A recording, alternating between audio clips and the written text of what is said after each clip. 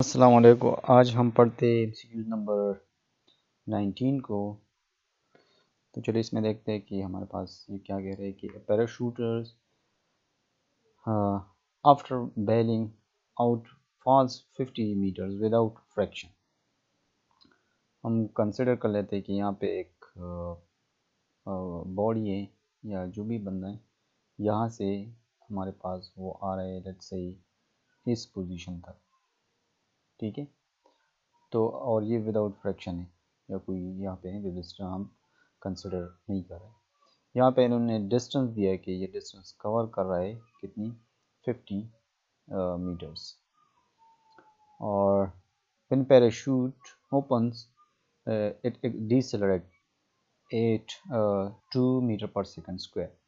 यहाँ से let's say ये क्या कर रहा है, ये अब अपने पैराशूट को ओपन कर रहे हैं, ठीक है। तो यहाँ पे ये थोड़ा सा अब डिसेलरेट होगा, यहाँ से यहाँ तक हम कंसिडर कर लेते हैं, ठीक है।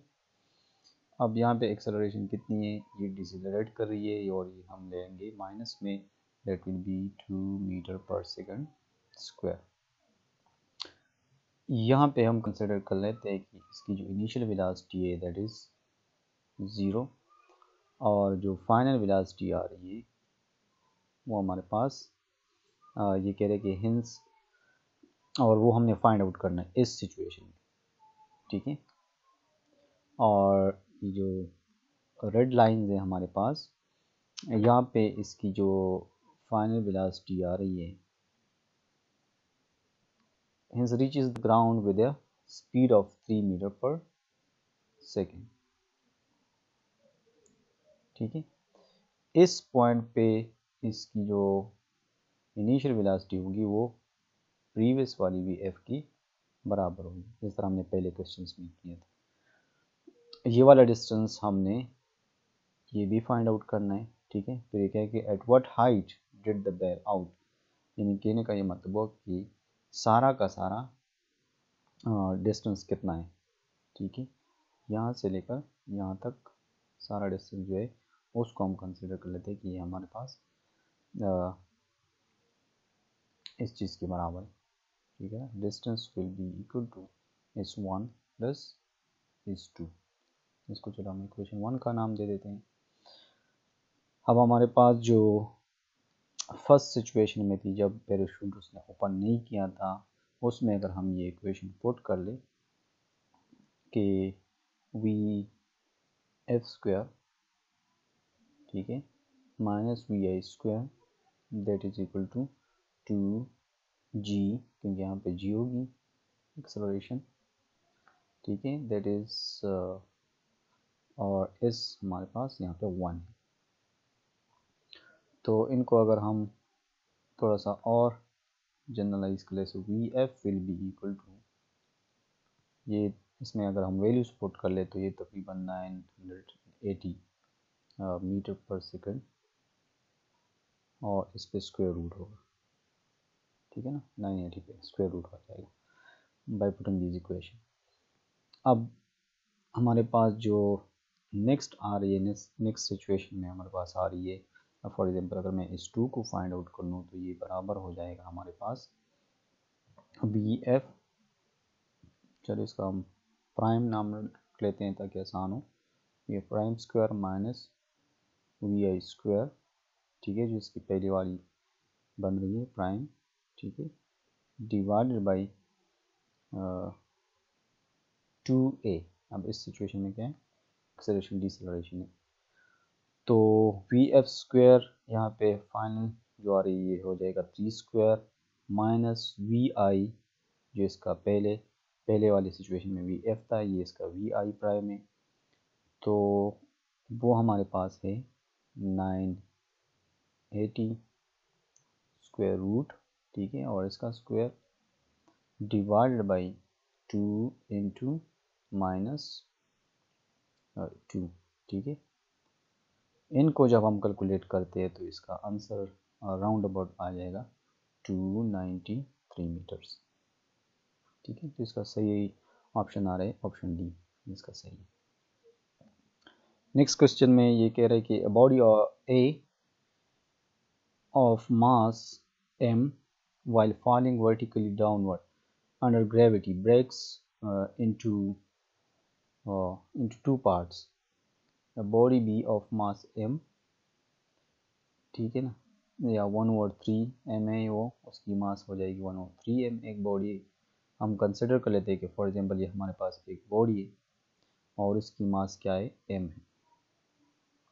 ये ब्रेकअप हो जाती है, फॉर एग्जांपल यहाँ पे एक बॉडी इससे बन जाती है, दूसरी बॉडी यहाँ पे इससे बन जाती है। ये फॉर एग्जांपल A है, ठीक है, ये हमारे पास A बॉडी है, जैसे ये C है और ये B है।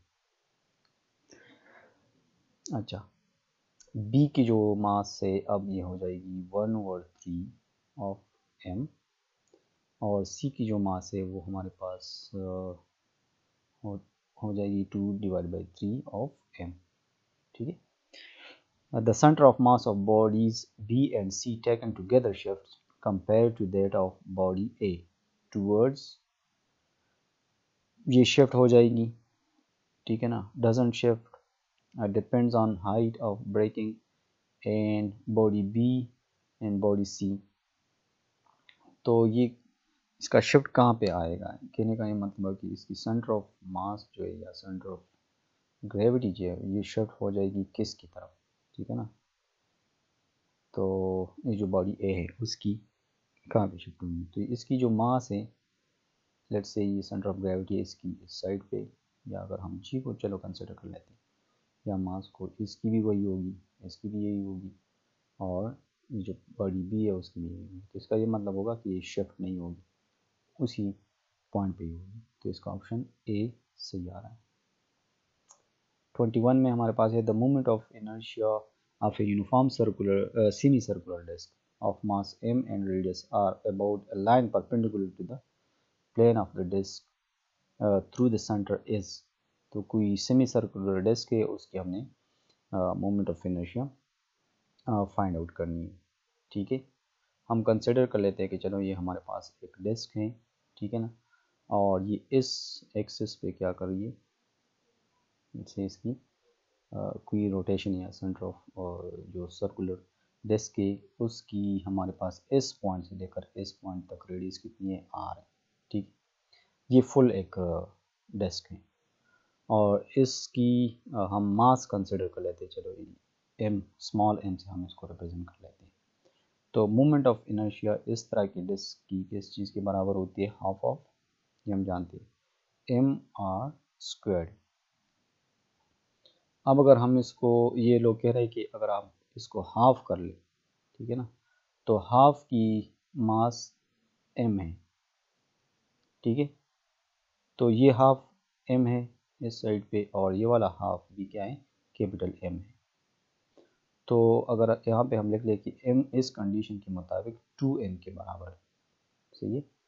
तो इस फुल, सॉरी, यहाँ पे आ जाइए हमारे पास I इस सिचुएशन में हाफ, इस क्वेश्चन की कंडीशन के मुताबिक मल्टीप्लाई बाई 2 कैपिटल M और r², ठीक है। 2 और 2 कैंसिल आउट हो जाएगा। ये जो फुल डिस्क आएगा इसकी मोमेंट ऑफ इनर्शिया इसके मुताबिक कैपिटल M r² की बराबर। इसके साथ मैं सबस्क्रिप्ट में f लिख लेता हूँ। लेकिन अगर ये हाफ हो, फॉर एग्जांपल हम सिर्फ और सिर्फ एक हाफ को कंसिडर कर लें, जैसे ये वाली हाफ, ठीक है। तो I हाफ, IH इसका मैं नाम रख लेता हूँ, दैट इज इक्वल टू, इसका हाफ क्या आएगा, हाफ ऑफ कैपिटल M, ठीक है, M r²। तो ये इसकी क्या हो जाएगी, डी ऑप्शन इसकी सही है, ऑप्शन डी। अच्छा, नेक्स्ट हमारे पास आ रही है question number 22। A particle of mass 0.3 kg subject to a force of F is equal to minus kx, ये कोई restoring force है, ठीक है ना, with k 15 Newton per meter, what will be its initial acceleration if it is released from a point 20 centimeter away from the origin। तो हमारे पास एक situation ये है कि मास हमें गिवन है दैट इज़ 0.3 किलोग्राम्स और के हमारे पास जो स्प्रिंग कांस्टेंट है जो भी है यहाँ पे इस सिचुएशन में ये 15 न्यूटन पर मीटर है, ठीक है। और डिस्टेंस हमें गिवन है ओरिजिन से वो 20 सेंटीमीटर्स हैं, ठीक है। तो इसको अगर हम मीटर्स में कन्वर्ट कर लेते हैं 0.2 मीटर आ जाएगा, स्टैंडर्ड में हम कन्वर्ट कर लेंगे, ठीक है। हमने क्या फाइंड आउट करना है, हमने एक्सेलरेशन को फाइंड आउट करना है, एक्सेलरेशन इज अननोन। तो हमें पता है कि अप्लाइड फोर्स जो होती है वो रिस्टोरिंग फोर्स की अपोजिट होती है according to Newton third law. तो यहाँ पे अगर हम इक्वेशन को पुट कर ले this will be M A और माइनस के एक्स, ये प्लस में हो जाएगा के एक्स, ठीक है। अब इसको हम कंसिडर कर लेते हैं कि ए हमारे पास आ जाएगी के एक्स डिवाइडेड बाई एम। अब के कितनी है 15 है और एक्स हमारे पास 0.2 है, सही है, और एम हमारे पास 0.3 है। तो ये तकरीबन हमारे पास 10 आ जाएगी, 10 मीटर पर सेकंड स्क्वायर, सही है। तो इसका ऑप्शन ए टी का आ रहा है। अच्छा, क्वेश्चन नंबर 23 है हमारे पास, ये कह रहे हैं कि a 20 centimetre long capillary tube, ठीक है ना, कोई कैपिलरी ट्यूब है, is immersed in water. Let's say हमारे पास कोई कंटेनर है, ठीक है, और इसमें पानी है, कितना भी पानी हो, ठीक है, फॉर एग्जांपल इसमें पानी यहाँ पे पड़ा है, और एक कैपिलरी ट्यूब है जिसको हमने इमर्स किया है इसमें,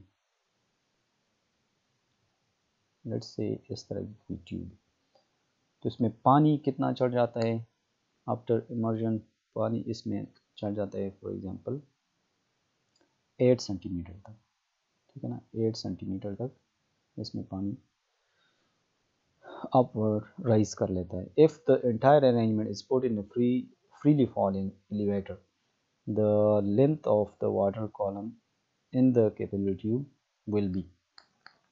तो हमें पता है कि अगर इसकी राइजिंग यहाँ पे स्टॉप हो रही है, ठीक है ना, 8 सेंटीमीटर पर अगर इसकी राइजिंग या इस वाटर की राइजिंग स्टॉप हो रही है, तो ये हमें पता है कि किस वजह से होती है, ये ग्रेविटेशनल पुल की वजह से होती है, ठीक है ना।